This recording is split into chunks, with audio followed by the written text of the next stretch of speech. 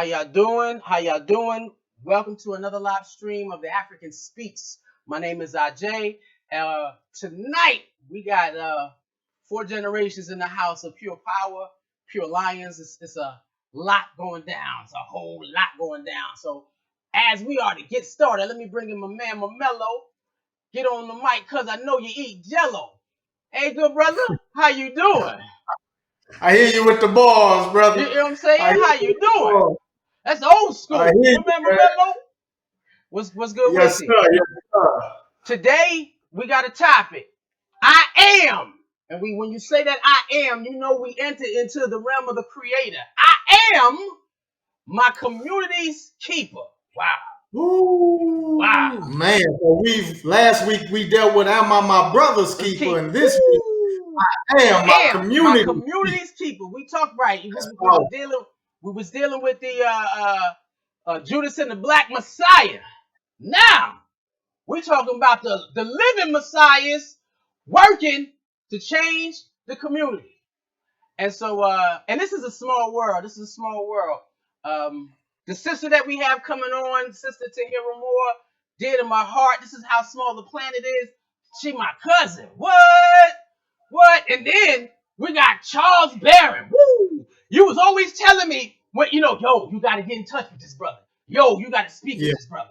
Yo, you gotta connect with the brother. And then when I heard him talking within our church community, the Pan African Orthodox Christian Church, Shrines of the Black Madonna, nothing but fire. Nothing but pure fire. And then to know that him and the family was connected. Wait, and I'm even showing how the creator works. His goddaughter, Malika, is an Akivaland alumni. And she was like one of my mentees. And I'm like, what? Man, man. All these yeah. circles, all these connections, all this power right here. So I'm reaching back to my New York roots to bring in my New York peaks. Wait a minute, here they go. Yeah, is New York Hey, in the building? Brooklyn in the building. Yes, Brooklyn in the Planet house. Brooklyn. Hiya. But as we go on, I'll let everybody know if y'all are watching. If you go to the Facebook stream, it's a public page. The African Speaks. If you would like to drop your comments so that we can post them on and let people know, let us know visually what's going on. Please go to the African Speaks and we'll be able to do that live. Other than that, we're gonna have a powerful conversation. I am my My community's community's keeper. keeper. Woo! Now and now before we get started, because four generations, right? Because I know I'm older than my cousin. I'm a generation up, right? Older than my cousin, and then in between me and my cousin is you, Kaloji, right? You know what I'm saying? So up, 1, 2, 3. But then we got the senior lion in the house, and look, he not Wait finished. a minute. Uh-huh. Where you putting me? How you You know I'm at older the than top. but how do you know, man? You at, and so we here to absorb, to learn, to connect. Man, this is powerful. I want to start with that powerful story to hear that you told me in reference to, but first get into who you are and what you do in New York and what you're offering, and can you lead into how you got connected to Brother Barry? Yes, I am Tahira Amantala Moore, born and raised in Bed-Stuy, Marcy Houses, the sixth building. Um, Six. I am activist. I am a paradigm shifter. I serve from the heart.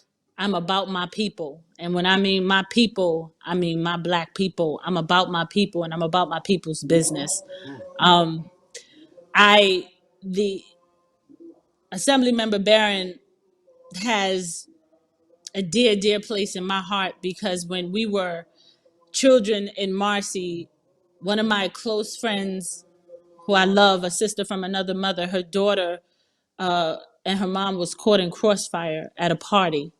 And her 3-year-old daughter died from the gunshot wounds. And we had many elected officials in Bed-Stuy, but it was Assemblymember Barron that showed up. And we were young kids and didn't really know how to handle such a tragic situation. And he came and backed down media and backed down individuals that was trying to manipulate the situation for their benefit to make sure that we had services and mental health services, and that my friend's family had everything that they needed. And the special thing about this is it wasn't about optics or being on a camera, because her mom was in a coma for almost 2 years or something like that. And he stayed connected. Um, and he came to her mom's funeral because her mom wound up succumbing to her gunshot wounds. And he came to the funeral. So he never left us. He stayed very present. He got a street co-naming after the baby. He got a scholarship set up. And that showed me that love for your people has no boundaries with district lines. There was a need, and he saw young people that needed some leadership, needed some help to be guided through such a tragic situation. And he stepped up, and him and his wife covered us and made sure that we were okay out there. And I've watched him, learn from him, and I see him and his wife as, I stand on their shoulders too, and I learn from them. And that place in my heart could never be pierced by any rumor or anything that anyone may say. I know what's real, and I know who served, and served, not, didn't ask for a dime, didn't ask for a vote, didn't ask for anything, but to make sure that we were okay and that my friend's family was good. And we are able to be mature adults this day because he intervened to make sure we weren't taken advantage of and wasn't manipulated by the wrong people. Mm. And saying that, woo, you know, Powerful. that's Powerful. powerful. Let That's your That's work heavy. stuff. speak for yourself. That's when you Yes. let your Wow. work do your testify. Mm, You don't testify, Mm. you let your works testify. That's That's powerful. mm. that's powerful. That's some powerful stuff, sis. You know, and I remember that, and I cannot thank you enough, because this is what I get gratification from. Not the cameras, not, any newspaper stuff, but this, when the people appreciate you. I remember that because, around these killings, there's a lot of hustlers.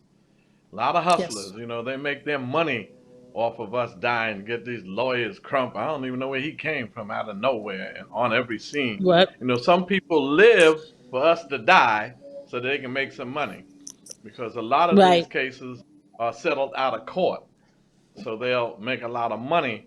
But the families, they don't take care. When I meet families, I don't talk about anything but how are you doing? Are there any other children? How are you going to pay for the funeral? Was there insurance? You can get victim services, and don't let the media hounds manipulate you, sending you to these candlelight vigils and rallies. They just want to get some photo ops for themselves. So thank you, sis, for those words. I certainly appreciate it. Absolutely. Thank you for being an example on what a true public servant is, a real true servant leader. Thank you Mm. for showing us that. Mm. Thank you. Powerful, powerful, powerful. Now on this, we want to start with the difference between community and a neighborhood. What is the difference? The difference between a community and a neighborhood? Because we wanna when we say I am my community's keeper, some people don't even understand what community is. Or what what it feels like. I know for me, my neighborhood is a geological place. You know what I'm saying? It's just the name on the street on that block. But when you start saying, like she said, you came across district lines. So going across district lines says that my community extends beyond a geological location. That's right. It Right. doesn't mean, what I mean, I might stay in this block or in whatever, however they zoned me out or zoned us out. That's the zone. But that doesn't mean what my heart feels stays within this zone. So understanding what is it, and what is when you define community, because again, a neighborhood is just, this is my block. I rep my block. So you going, sometimes we in New York, you run with folks just because they on your address. They're on your street corner. But is that a sense of community? So if I ask you how would you define what community is? You know, I would challenge us to say we got to turn our neighborhoods, which is a physical thing, into a community, which is a spiritual thing. It's a Mm, cultural thing. Mm. talk about it. It's a Mm. people thing. Communal. It comes from African communalism. That's where the word community comes from. Communalism. People talk about communism, but historically, the ancestor to that is communalism.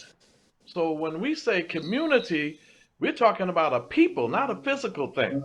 So for me to go to Bed-Stuy, I'm still in the community because African people, that's my community. Wherever they are on the continent, in the diaspora, in Bed-Stuy, in East New York, in Atlanta, I am going to my community because my community is my people, and it's a spirit, it's a culture, it's a common history of ancestry, a common history of oppression, a common history of struggle. That's my beloved community. Love them. Brother Kalonji, you got anything to put on that one? Because he just made a whole vegetational sandwich, brother. He's giving us some stuff to nibble on.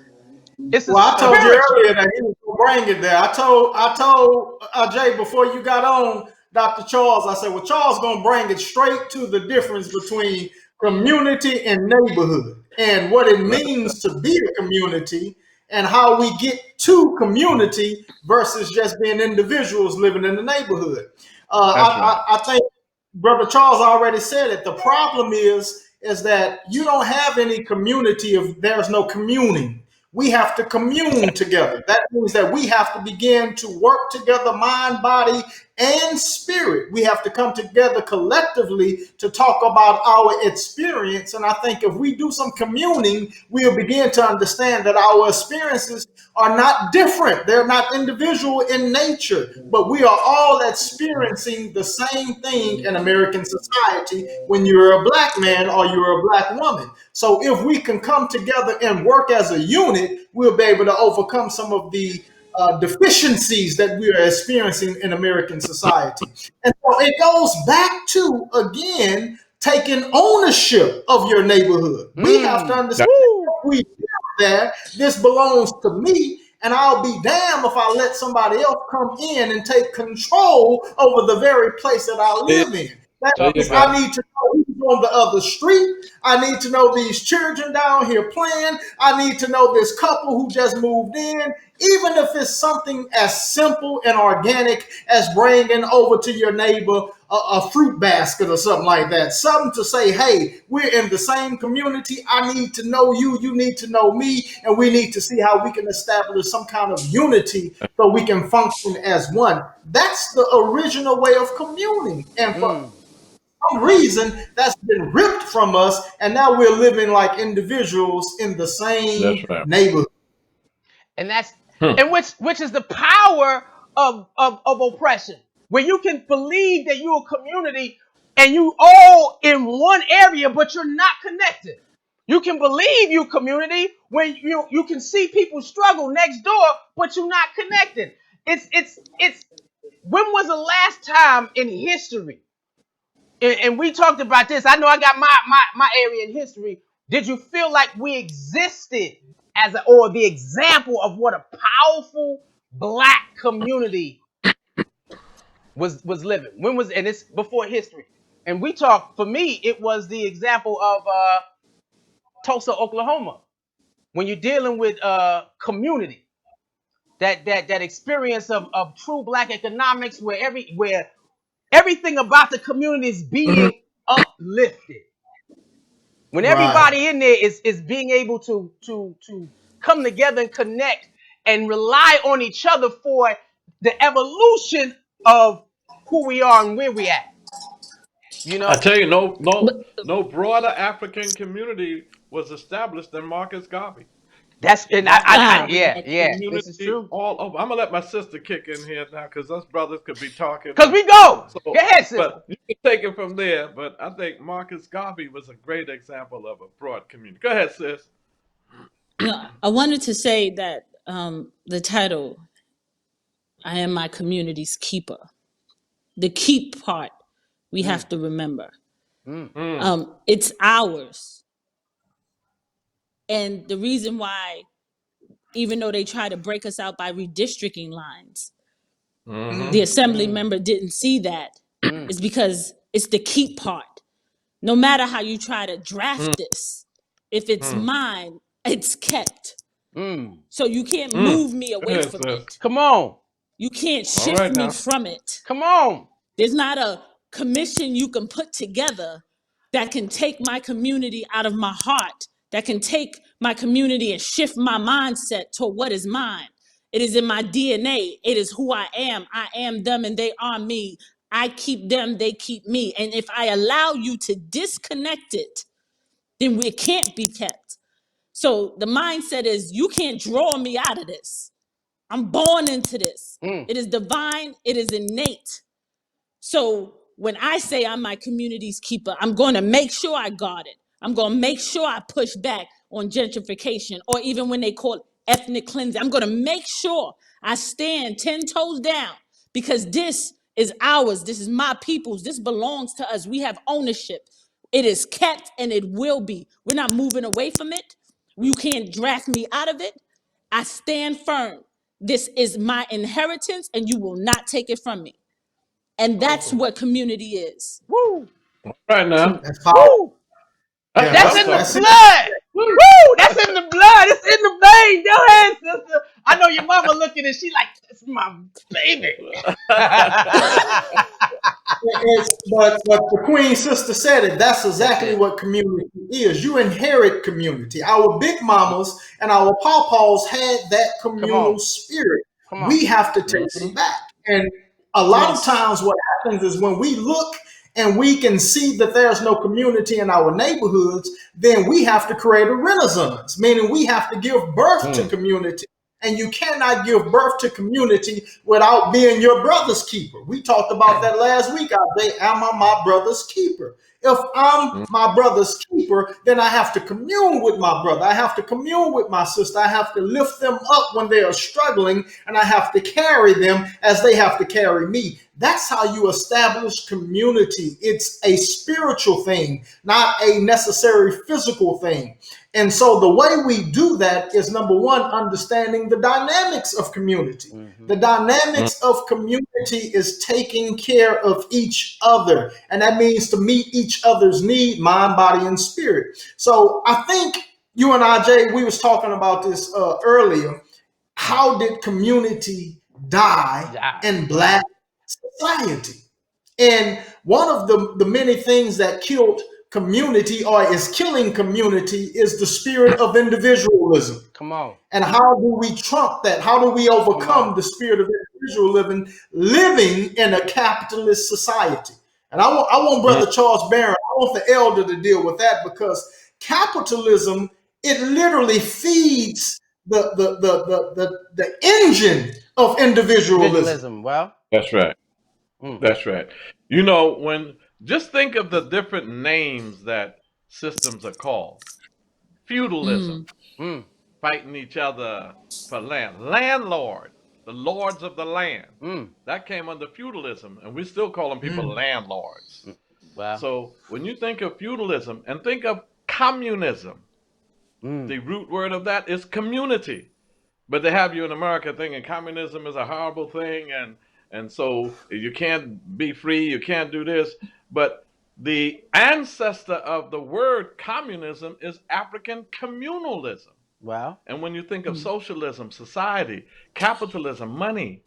So when we look at capitalism, we live in a colonial capitalist society.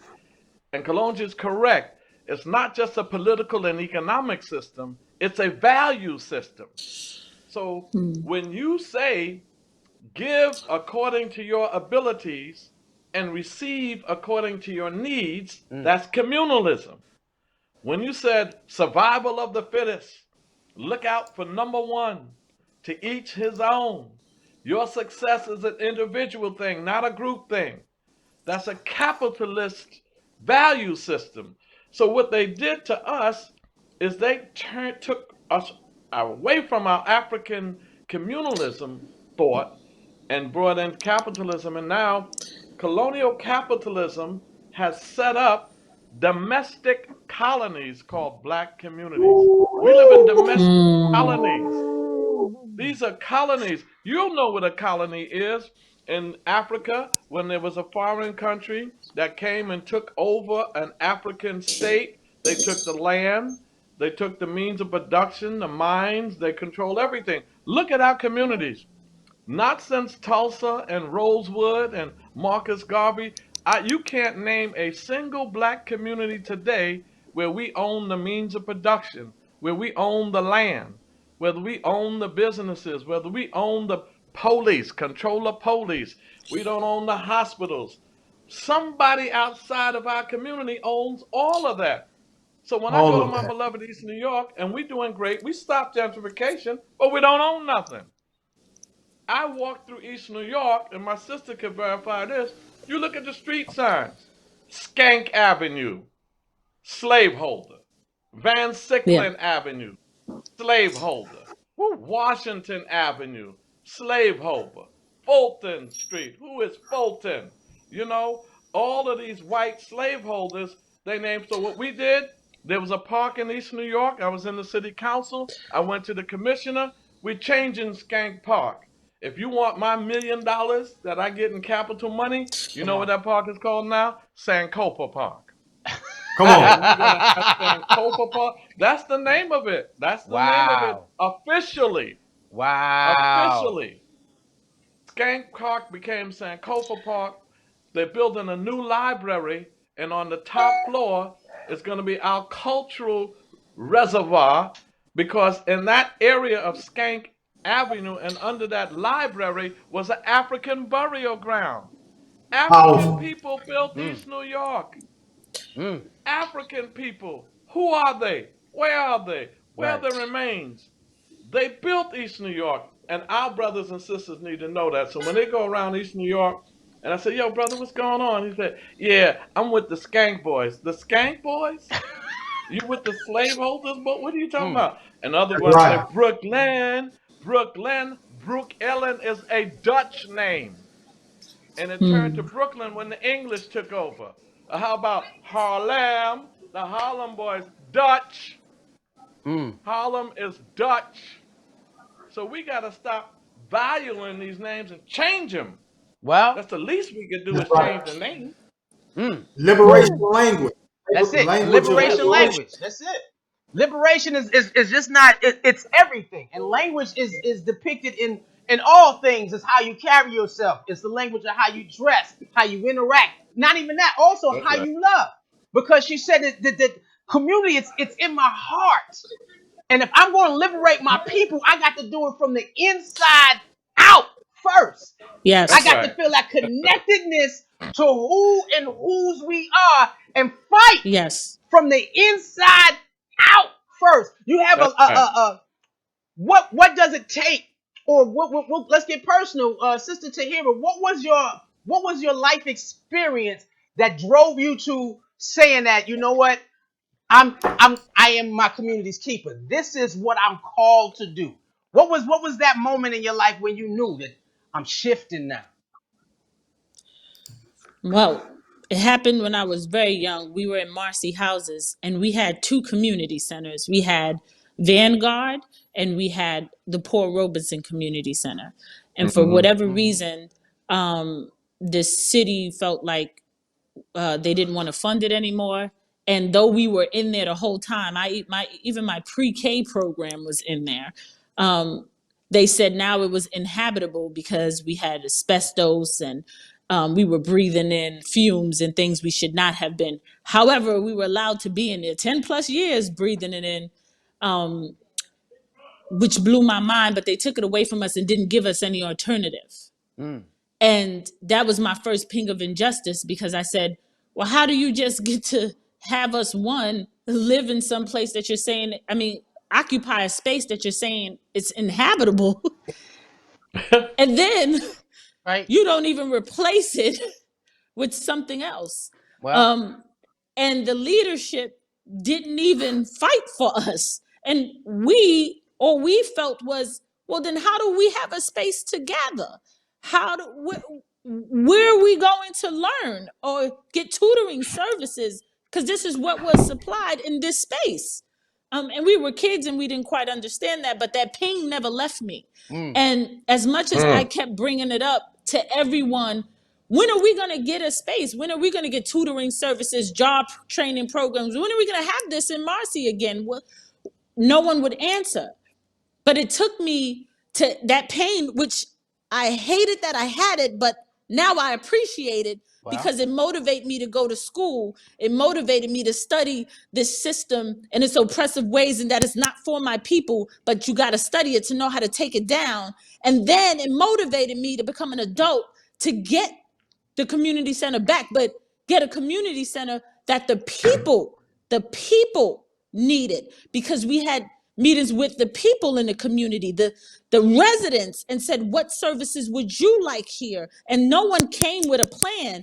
We developed our own plan, and we got the community center constructed the way we wanted it, and we removed the police station that was in our community and Wow. replaced it with a state-of-the-art community center, because if I be true, my pain spoke to you would rather arrest me than develop my skills and my talents. So you would say eventually I need to arrest you. So let's have this precinct here. Even though you didn't do anything yet, you will do something. But you a lie. We get that police station out and we put the state-of-the-art community center in, and now we have young people saying we're going to grow organic foods and learn how to cook our own food in our state-of-the-art kitchen. Young people now learning STEM and coding so they can be ahead of the curve. Young people now applying for jobs, and they work in the center now, where you didn't have that before. When we walked by 492 Marcy Avenue, we were like, oh, that's the police station. Now they say, oh, I'm going in there because I'm going to learn how to STEM. I'm going to learn coding. I'm going to learn how to be an entrepreneur. I'm going to learn how to grow my own fruits and vegetables and then prepare them in the kitchen. This is a different way of seeing. And had I known at that time that ping in my gut would allow me to grow up, become a leader in my community, and be able to help to organize so that we can do that together, well, I wouldn't have regretted the ping, because I'm thankful for it, because it caused me to grow into becoming what I call a paradigm shifter, and to shift Yeah. these oppressive paradigms into our people coming into our own, developing our own, feeding our own, teaching our own. And we are not inept. We are well able to do it.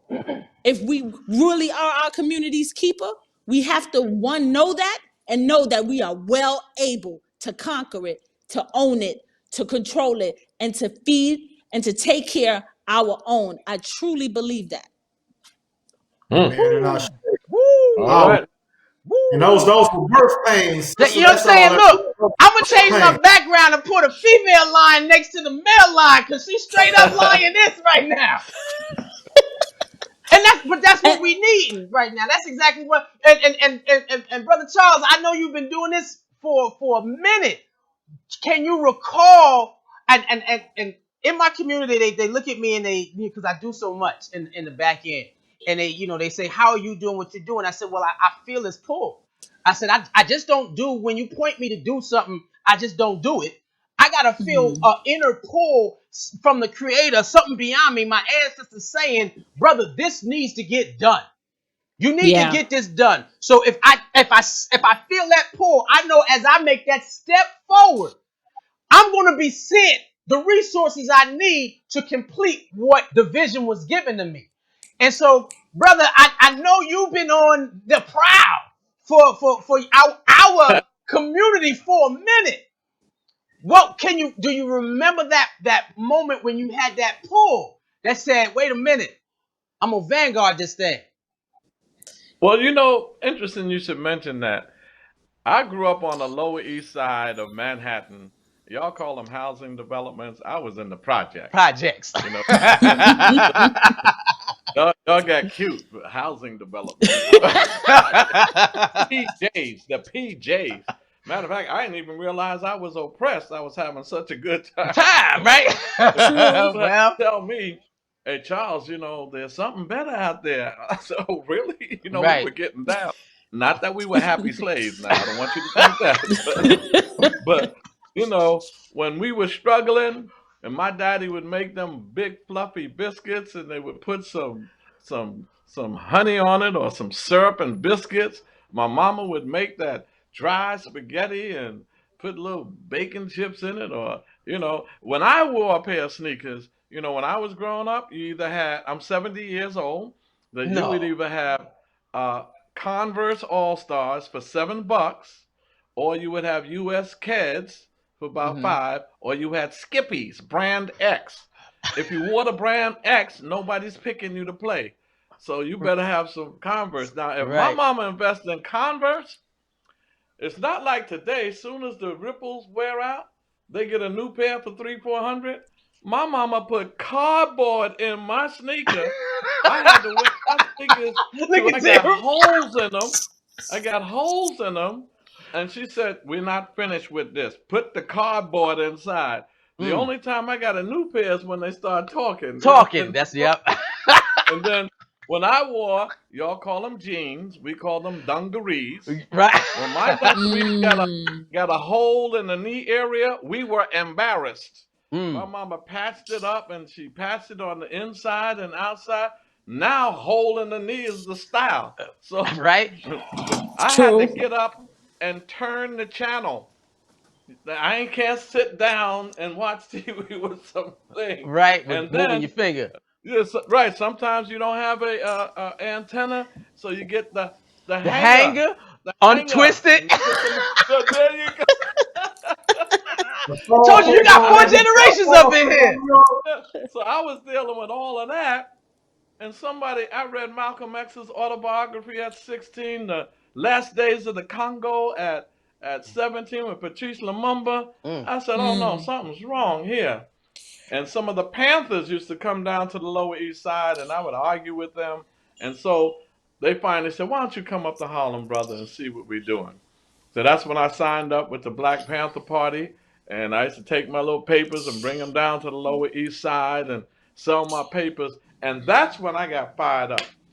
Brothers thought I lost my mind. Mm. I'll Mm. stop here, but I used to dress. I mean, we had, I don't know if y'all know what Bly Shop alpacas and tailor-made pants, and I had leather fronts and long suede coats and leather coats.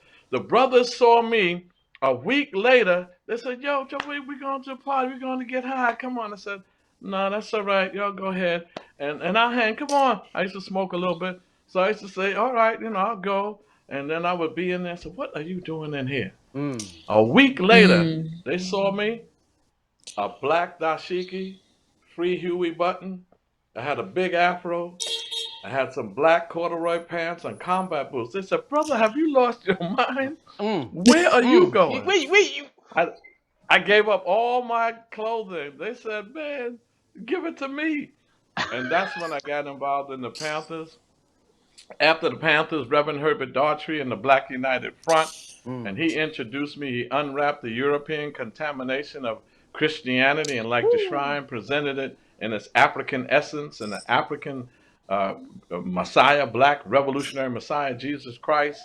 So I started combining all of that, and then I said, we need some power. Come on. See, in the 60s, we said black power. We did the black, but we didn't get the power. Power. Well, we did the We put black on with our no power. dashikis. We changed our names.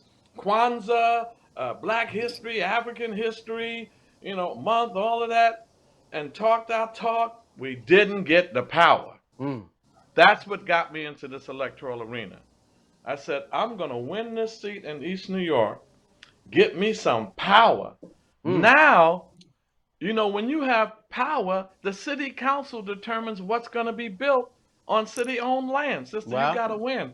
Because Donald Trump could come to Blake Avenue in my beloved East New York on city-owned property and said, I want to build Trump Towers. He has to see the Black Panther.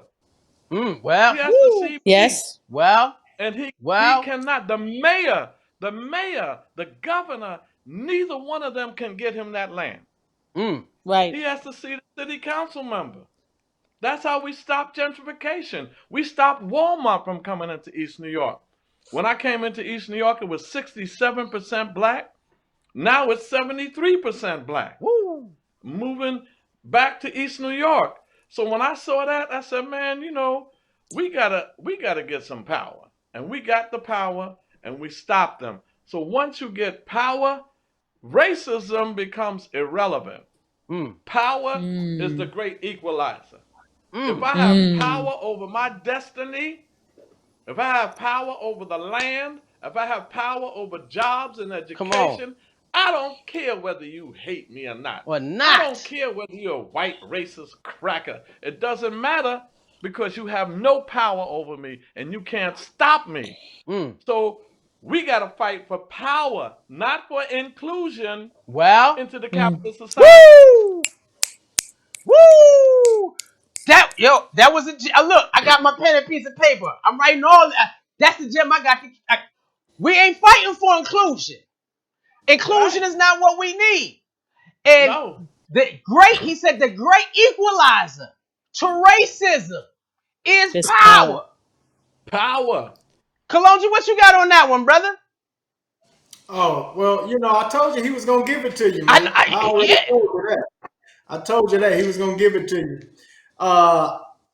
The question I have, Baba Baron, is how do we translate that communalism and take it to the stage of power? And what I mean by that, let me give you an example. There are some politicians who will come to the black community wanting to have the support of the black community. But once they win and they get into these positions of power, they do not serve the community anymore. How do we solve that problem in the 21st century of holding our black politicians accountable and making sure that they serve the black community who they got the votes from in order to get into these positions of power, so that power will make a difference in the black experience? That is the number one question for us. We have an organization called what else? Operation Power. People OP. organizing for empowerment, working for empowerment and respect. Operation Power. I no longer am trying to hold elected officials accountable. We are replacing them. We Woo. are replacing them. That's it. I went for years trying to hold them accountable. They don't care. If you can't take them out, they ain't afraid of you. You can call them Uncle Toms, ain't your mama, sellouts, you Negro this, Negro that. We ain't gonna vote for you. They know you can't beat them. So the local elected officials in East New York, we call them black neo-colonial puppets of the Democratic Party. Woo. That's what's controlling our community. Every black community, every brown community in this nation is controlled, the majority black brown, by black neo-colonial puppets of the Democratic Party. Now let me get in a little trouble here, since I could stay in New York and you won't beat me up in Atlanta. I know y'all love Stacey Abrams. And I know you'll love how, Georgia, we done won. We done won. See, we blacked him out. As soon as I start talking I about said, Stacey, see that? there you Over go. there. He blacked out. He I'm turned coming his back thing on. on. You I'm saw that? coming back on. I had to put on my You shoe. saw him. You saw. So look, when you look at the Barack Obamas, the Stacey Abrams, the Kamala Harrises, all of these black elected officials, we got to replace those. We can't let them bring us into the Democratic Party and say we claimed Georgia and we got it done. We turned it into a blue state. It was a red state. And we got these two guys in there now. You can't do all of that unless it amounts to Come on. us being Power. empowered. Well, You see? So when I know I got to be careful if I talk about Barack Obama. Look, Barack Obama was in there for 8 years. You remember who died under Barack Obama? We had Ferguson, Michael Brown, poor little Tamir Rice. We had Trayvon Martin.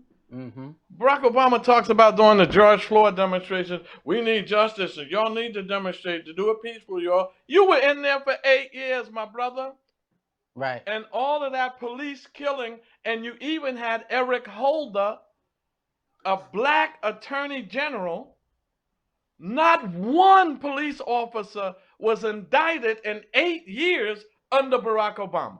Not one on the federal level. The only thing you did is when your little bougie friend, Skip Gates, was roughed up by a police officer in his house, you brought both of them to the White House to have some beer. That was your response to police brutality. Africa, when Barack Obama came into office, Africa had about 4 or 5 countries that had military bases. AFRICOM. When George Bush was in there, it started in Germany, maybe Liberia and a few other places. When Barack left, 50 African countries have military bases. More military aid than humanitarian aid. Right. Black colleges didn't get what they supposed to get from Barack. The black farmers didn't get what they were supposed to get from Barack. He killed Muammar Gaddafi, an African leader, one of the more independent ones of Libya. Come on, y'all. You know, so they said, well, Charles, what do you think about Barack Obama? I voted for him the first time because y'all were going crazy about him. First black this, first black that. I'm down. Not the second time. Right. Not the second time. We have to have grassroots, like my sister, conscious, black, I would say radical. It's important to be a black radical and say it. You know what they say to me when I came up to Albany? I'm not supposed to dress like this. They said the decor of the chambers up here is a shirt and tie. And you won't be able to get in unless you wear a shirt and tie. So I said, I ain't wearing one. And they said, why not? I said, because I'm African. And I'm not European. That's a European dress. Right. Now, I like all them brothers that wear shirt and ties. Y'all are cool. But I said, I'm not wearing. So they said, well, you're not going to be able to get in and be seated. I said, call the cops. Because I call the cops because we're going to rumble up in here. If you think I'm not going to take my seat after my people voted me in, I said, this is how I dress. And I ain't putting on no shirt and tie. First male ever to enter the chambers without a shirt and tie. The speaker said, leave him alone. We read the fine print. He's all right. I said, make my day. I wish y'all would tell me I got to look like you. See, that's the thing. You got to fight them on every little thing. Every little thing. And it seems small, but that's how they do that. So we got to take them out, Brother Kalunji. We got to develop a movement of black, radical, conscious people. And when we say radical, we simply mean getting to the root of the problem. When you were in math, remember the square roots? The radicals were square roots. You know, 9, the square root of 9 was 3. That's a radical, right? You get to the root. We organize around symptomology. What's the symptom of a colonial capitalist society of oppression? Poverty, unemployment, police brutality, miseducation, you know, inadequate health care. Yeah, we got to have that. So, yeah, I fight to stop police brutality. But you know what? If the police stop killing us tonight, if they decided never to bother another African person, black person in this country, ain't got nothing to do with poverty. Come on. You'll still be poor. Come on. Because it is colonial capitalism and we live in domestic colonies that we got to be free from. We got to be free from that. Amilcar Cabral said, bear in mind, the people are not fighting for ideas in your mind. Come on. They're fighting for material benefits. They're fighting for a future for their children. So tell no lies. Mask no difficulties and claim no easy victories. That's why I got involved in the electoral arena. Because like my sister said, we also have a state-of-the-art youth center.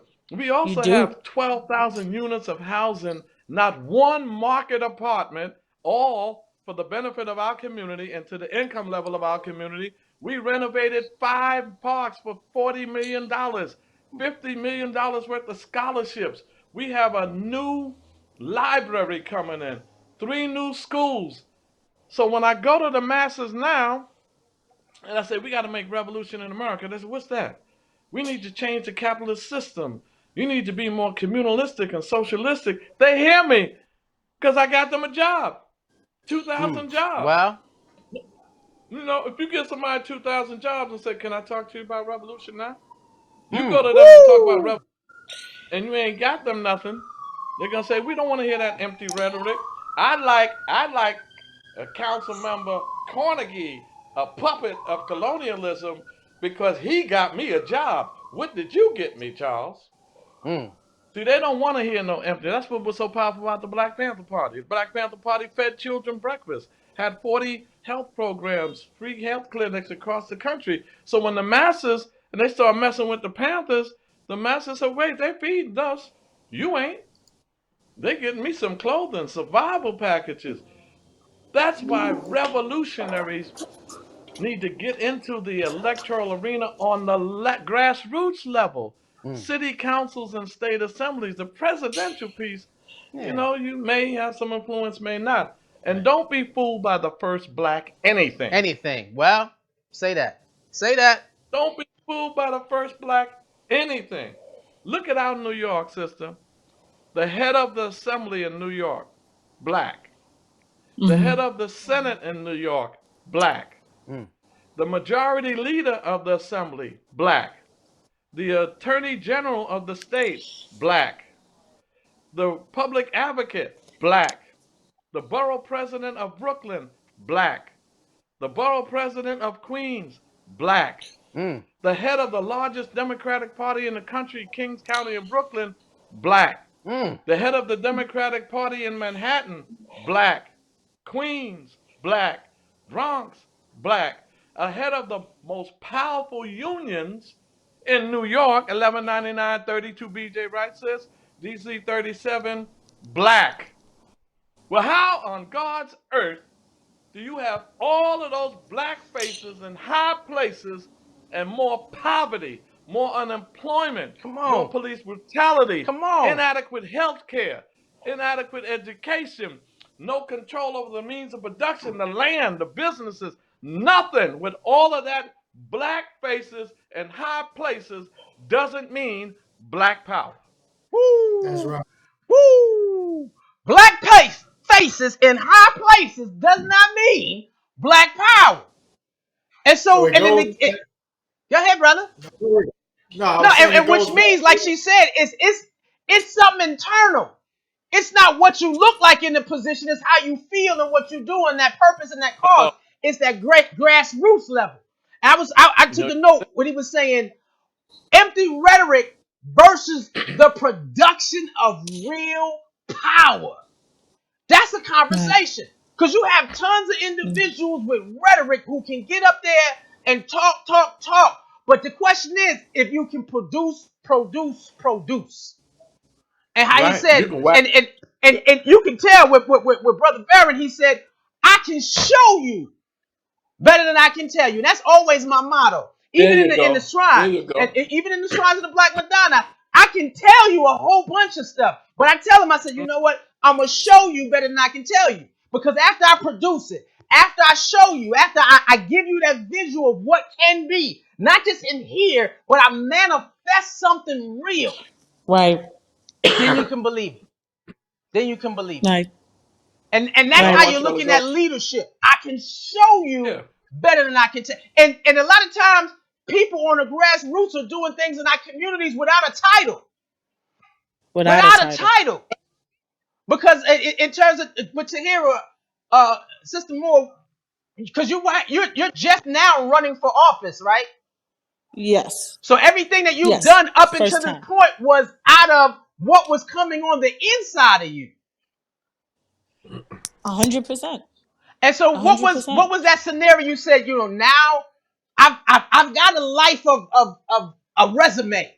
My resume is going to speak for me. So what was that moment where you sat down and said, you know what? It's time for me to shift this paradigm. I already do it, It, but now let me take the office. it's the phrase that we hear a lot, that really resonates with me now. It says those that are closest to the problem are closest to the solution. Mm. And we have people that are brown skinned, I'd like to say they are. But maybe for whatever reason, they haven't experienced this problem. They don't know this struggle. They didn't have to eat, sleep, and breathe it like I did. But when you are closest to the problem, you understand what it is to have to live through something. You understand what it is then to have to see your nieces and nephews live through it. And then to have to see their children live through it. Like, what I'm speaking of is I ducked under a bench in my neighborhood when shootouts started. My nieces ducked under that same bench. And as the assembly member said, we had brown elected officials that understood what was happening, that understood that there were people that didn't have jobs, that there was educational injustice, that there was environmental injustice happening in our community. They knew that these things were happening, but yet and still somehow poverty remained. The cycle continued, but they got richer. And I have to call it like I see it and stand 10 toes. Their suits got better. Their shoes shined brighter. But where I was, we still had schools with brown water coming out of the sink. I couldn't understand that. But I said, you know what? I'm closest to the problem, so I'm closest to the solution. Because when you know that pain and when you live that pain, for me, it can't leave me. And it compels me. It compels me to be a part of the solution. It compels me to say, you know what? Take on these systems. Don't worry about them. Write real laws. Because I can't be overly concerned about an incident, because incidents, people like to take pictures when an incident happens. People like to crowd around you when there's an incident and use that incident. But this is my life. And the systems that are in place want to oppress me for the simple fact that I am brown, that I'm black. Those systems have to go. And once we understand that those systems are never going to work for us, because I saw the problems that those systems created, because I lived through those problems. I eat, sleep, and breathe those problems. That mold in my NYCHA apartment, that lead, my friends getting sick, all of that is my life. And there's not a jacket you can offer me, a pair of shoes you can give me, a piece of platinum you can put around my neck that is going to silence those voices and cause me to take that deal in the back room. I reject your deposit. So when I say I'm running for office to shift the paradigm, I could care less about your deal making or who you want to try to convince me to vote for, to be speaker and all of that. I'm not having those conversations. If the conversations is not about shifting the paradigm in my neighborhood for my people, I don't want to talk.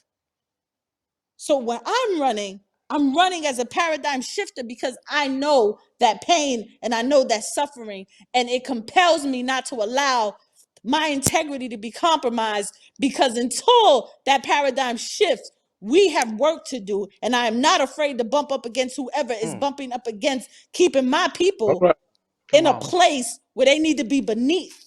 Wow. And this crab in a barrel mentality that there has to be a centralization of power, and we are the elite that make the decisions for you, because we've been taught and we've been trained and we have the data points, yet you have not lived that struggle, or yet you have convinced yourself that that platinum chain around your neck or that wonderful suit that you wear or that fancy car that you drive seems to have made you be able to disconnect from that cry. It has not done that for me, and it will not, because I am my community's keeper. So yes, I will bump up against those. The centralization of power must come down, because we are not a people. We are not a people that are supposed to be leaned or dependent on, how would you want to say it to be nice? Like the assembly member said, let's be nice. Lean leaning or dependent on any race Come on. to be our master, Come on. to be our superior. That's right. That Come is a on. lie.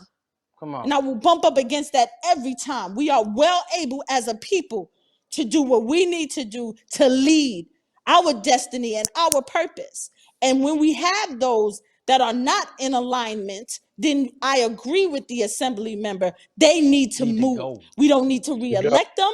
We don't need to put them in any other jobs. They need to go. Mm. Woo! Bottom So line. that's Go where I ahead. I stand. can't. You know what I'm saying? You know what I'm saying? I said, let me let this sister loose. Woo! And now, No, and I also believe that, and I say it this way because I'm a woman, she who controls the language controls the conversation. Ooh. And my narrative is mine. Ooh. It's not for your taking. Ooh. And so us as a people, I sat in a meeting with the assembly member, and this is not to toot the assembly member's horn or anything, but I just, the example of leadership, when I was working in the mayor's office, we was in a meeting and the assembly member was making a statement, and I don't want to say the exact meeting because then I'll out a whole bunch of people, but this, it was about You let the me figure out community what you're center. talking about. I'm going to tell. Yes. It was about the community center. That the latest one, because you have a number of them that you were able to achieve, but the latest one, the PJ Avito Community Center. Oh, yeah, And that's my center. Go ahead. yeah. She knows and what she's talking about. And we were in the meeting together, and there was a statement made that eventually the organization would want to own it, and this is what we would want to call it, and this is what we need to say. And the it was the council member and the assembly member, but I sat there and watched this exchange, and I saw him in all authority say, first of all, you won't tell us how to say or name anything. Second of all, this is for the community. The community will own this. This will be the community's. It will not be yours. With all authority. And that was an example of we control our link. You are not going to come here and tell us what we're about to call ours, what's ours. You are not about to come here and tell us how we should speak about it. And you are not about to come here and declare at this table who is and is not going to own what is in our community. With all authority. Yes. And you have to know that. And that knowing and that understanding and coming to that place of enlightenment to say, when I speak it, it is so. With because it is mine. With all authority. Because it is mine. With all authority. And you know what happened? That center is called PJ Avito Center. With all authority. Woo! Man. Wow, my sister. No my other sister, name. I can't believe this. I'm so glad. No, really. Because, I was going to bring up the PJ Center. It's named after a 7-year-old boy who was killed by a black man who failed the mental health facility, failed him. He was out in the street. Yes. Stabbed him and his 11-year-old cousin, stabbed him to death and stabbed her. So we said, I'm going to build a youth center in his name. And I put $3 million out of my capital money, and I got the developer to put in the rest in the city. So when they came together, this other group, Shepherd, Good Shepherd, they tried to get in, but Man Up, and oh man, we went at it anyway. Me and the sister know about that one. But they tried to say, Good Shepherd is gonna. I said, whoa, Man Up Inc. A.T. Mitchell, right? Man Up Inc. We're gonna own that center. Y'all understand that? In my neighborhood. And if you don't do it the right way, we're going to take it. We're owning that center. Amen. You're not telling me that we own it. I put $3 million into it out of my capital budget. See, that's the beautiful thing about the city council. When this sister wins, she's going to have $5 million a year to build capital projects. If she stays in there for 8 years, that's $40 million to a conscious sister. Come on. You see what I'm saying? You give $40 million to Negroes, and you know what they do? They'll take that $5 million and they'll spread it all around so they can get reelected, and you won't be able to build nothing. You know what I do? I take my $5 million Well, I was getting 3. My wife got in there and she got 5. I'd put it in one park Mm. and I renovate the whole park. Next year, I put it in one project. I don't care whether you vote for me or not. Nah, You well, know, I'm not a politician. I even told the people around me, I said, y'all, I could win, but let me just tell y'all, I will never be a politician. So don't come tell on. me, come on, you in there, you got to be cool. Stop being in the mayor's face. Stop getting in the governor's face. You need to warm up to them. No, get somebody else. I'm not in here to get you a gig or get your program funded. That will happen, but that's not why I'm in Well, here. I'm here. So Mm. y'all need to understand. You're not gonna like. I interrupted the governor's State of the State address. You Y'all did. got to look Mm.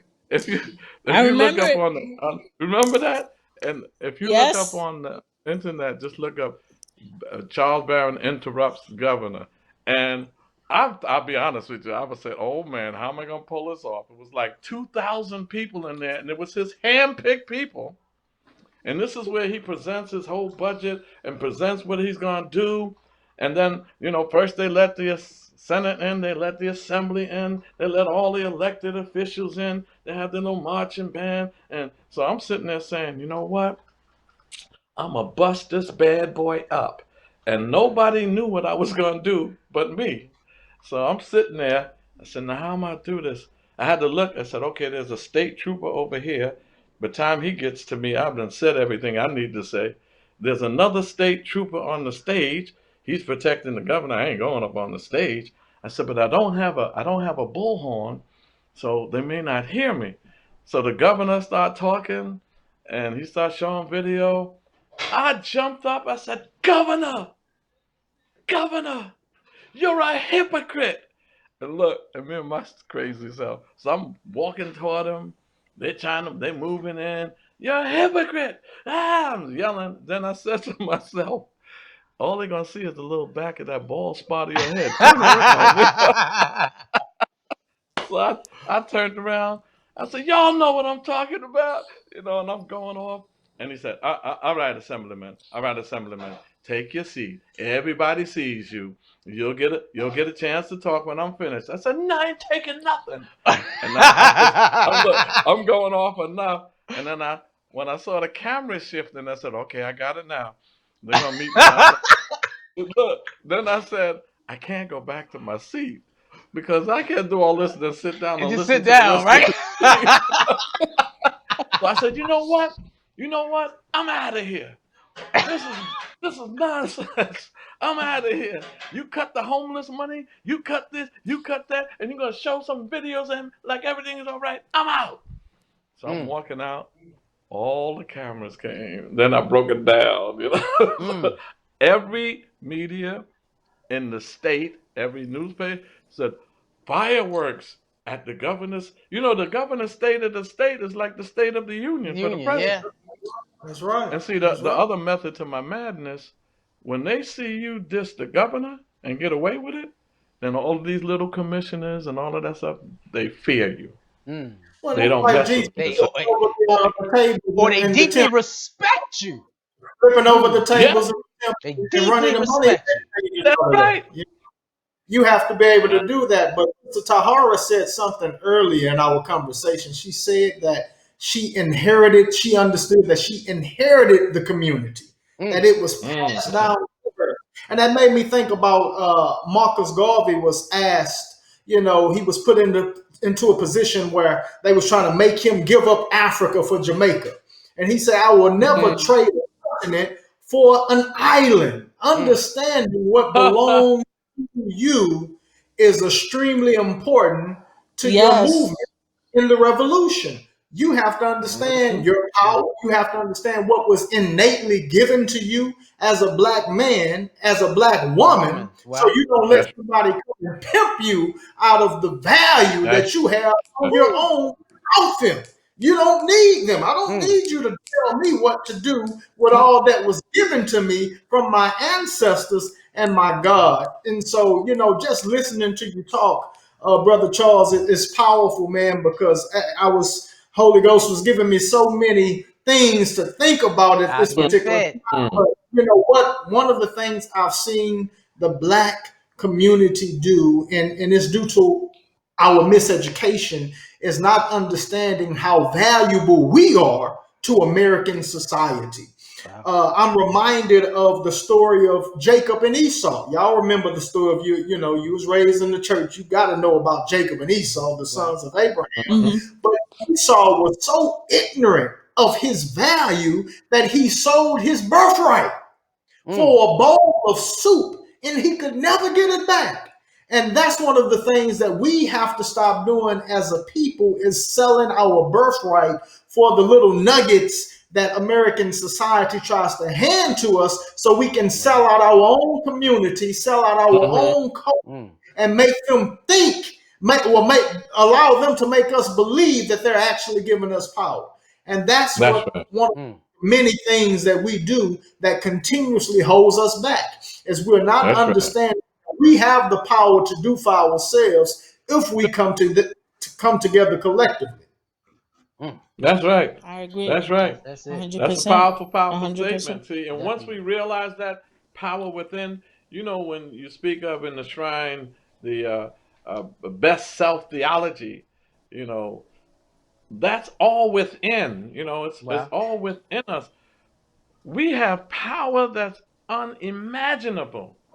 Adam Clayton Powell said, "Use what's in your hands.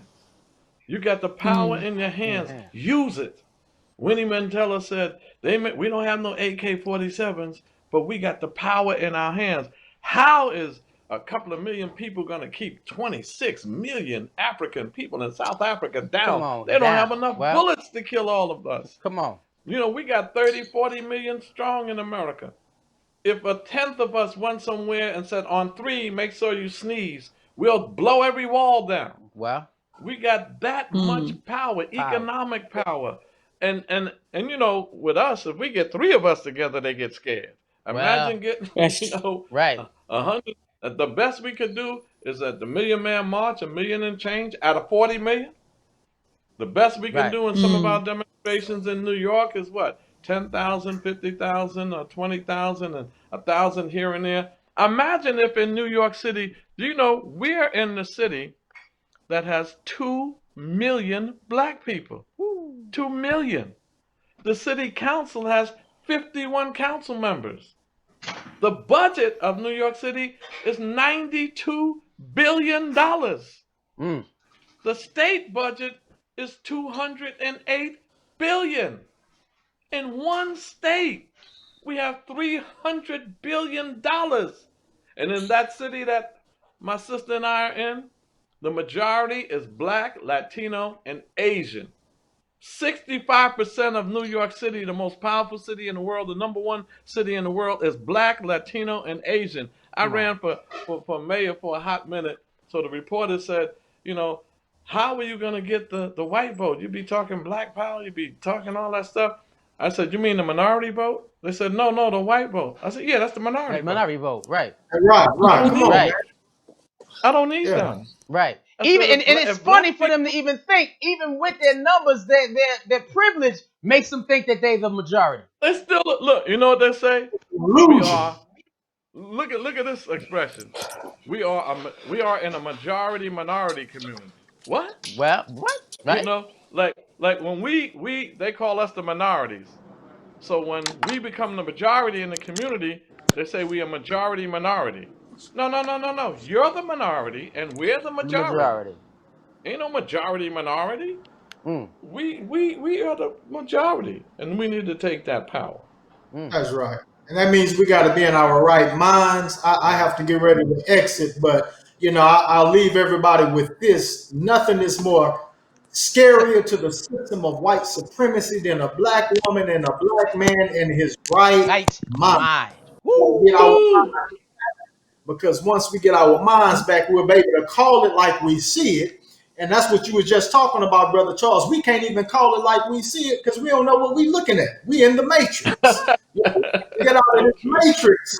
You know, we need that whole experience of getting out of this matrix that we call the American dream and realizing that it's been a big lie from the very beginning. That's right. It's It's been an illusion to keep us under its spell. So we got to wake up. We definitely got to wake up. Right.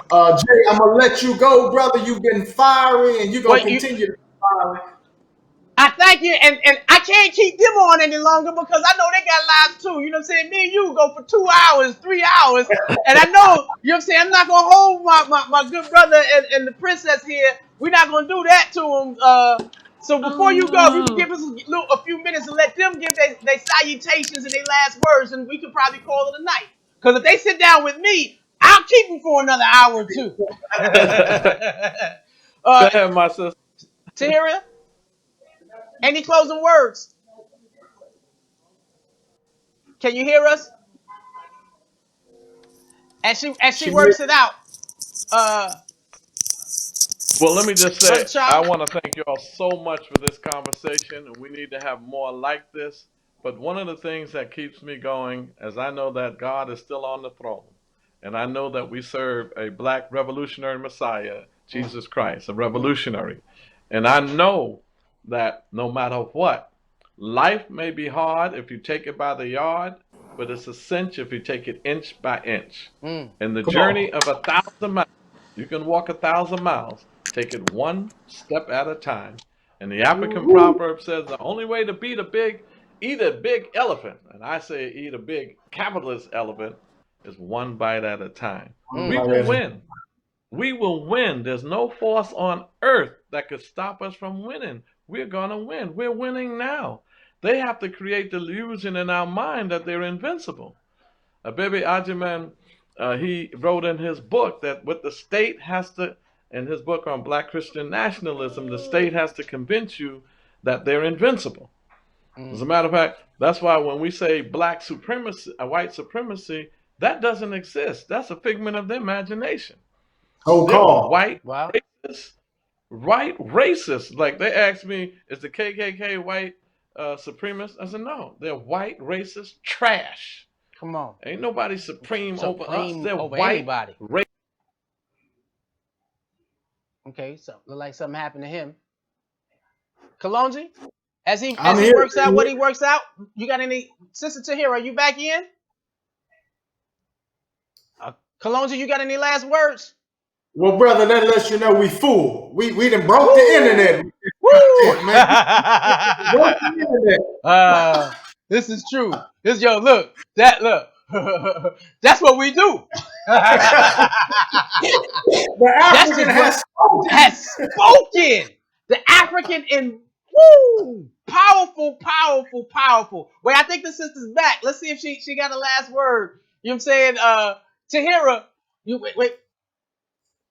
Sister, do you have any last words before we go? Um, I will say this.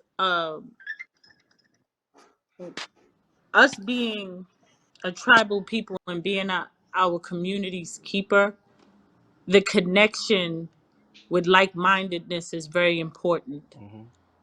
because there is no shifting of a paradigm or taking down of corrupt systems if we are not unified, connected, because one person cannot do it by themselves.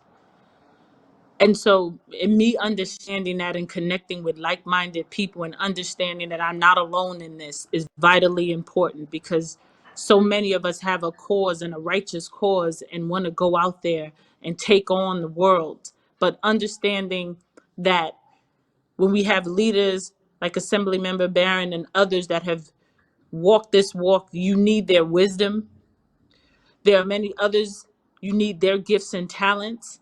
And so connecting with the like-minded people in your community and organizing and getting together and planning and having structure to being able to come together and take down these systems is vitally important. And I have learned that because all too many times I have been in siloed and I see a problem and I want to take on that problem.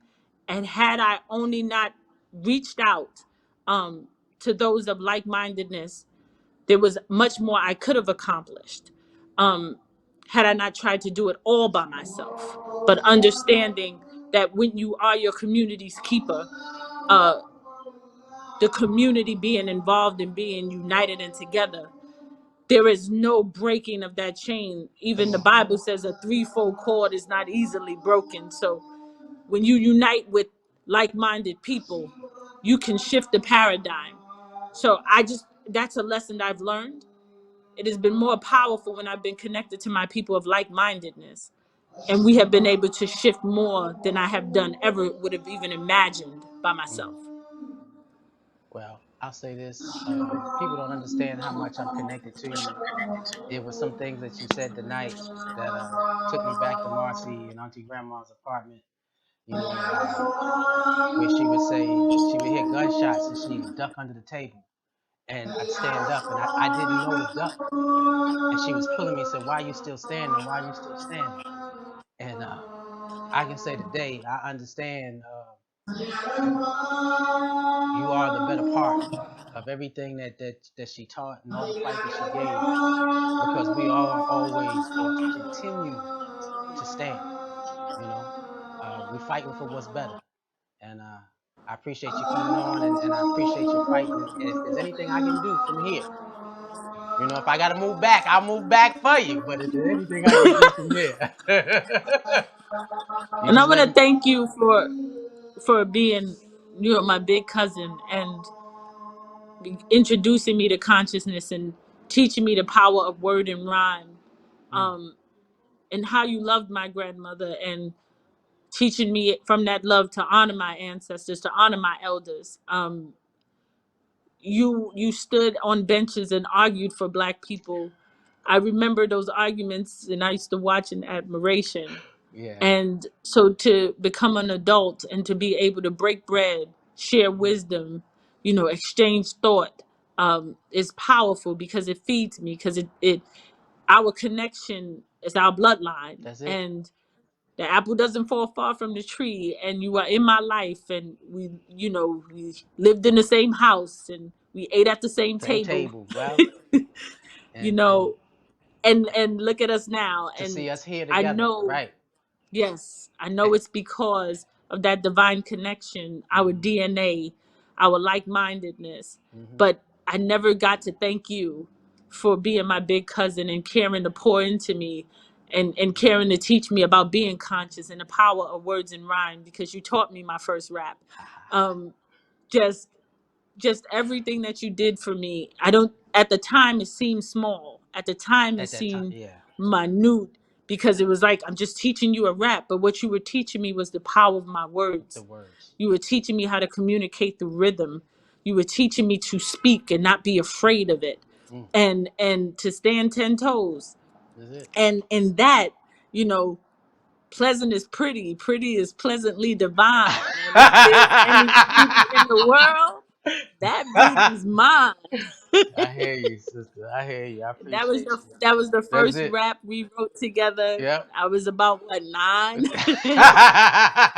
um and even in that, teaching me my true beauty, Hmm. teaching me to be able to speak and say that beauty is mine. That's yours. And you were teaching me all of those things as a child and pouring those things into me, and they've stuck with me as an adult. And so, blessings to you, Jade, Yeah. for pouring into me at a young age, and helping me to become the conscious woman I am today. To hear you about make me cry so many times a night. Stop before you get me crying on the line. You know, definitely love you. Appreciate you, everything, that you're doing. And shocked that you may know Charles Barron is a member of my church. I know. I did not know that.